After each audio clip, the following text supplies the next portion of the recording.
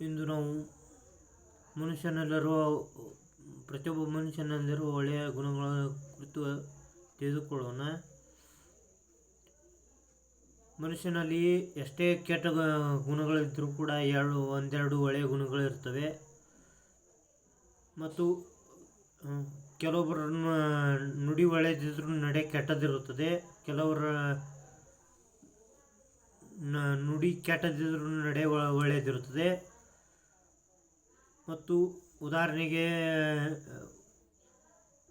ಒಬ್ಬೊಬ್ಬ ಮಹಾತ್ಮರಲ್ಲಿಯೂ ಕೂಡ ಒಂದು ಒಳ್ಳೆಯ ಗುಣಗಳಿದ್ದವು ಎಂಬುದನ್ನು, ಯಾವ ರೀತಿ ಒಳ್ಳೆಯ ಗುಣಗಳಿದ್ದವು ಎಂಬುದನ್ನು ನಾವು ತಿಳಿದುಕೊಳ್ಳೋಣ.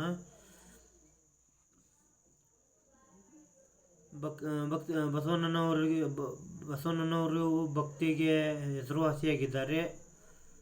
ಮಹಾವೀರರು ಅಹಿಂಸೆಯ ಅಪರಾವತಾರ. ಗೌತಮ ಬುದ್ಧನು ಶಾಂತಿಯನ್ನು ಸಾರಿದವನು.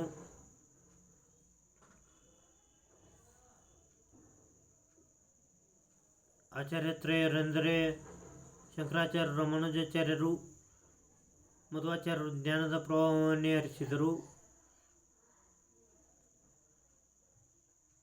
ಮೊಹಮ್ಮದ್ ಪೈಗಂಬರವರು ಸತ್ಶಾಂತಿಯನ್ನು ಬಯಸಿದರು.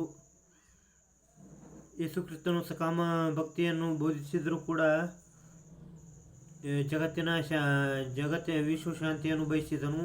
ಈ ರೀತಿ ಒಬ್ಬೊಬ್ಬರದು ಕೂಡ ಒಳ್ಳೆಯ ಗುಣಗಳನ್ನು ನಾವು ಕಾಣಬಹುದು.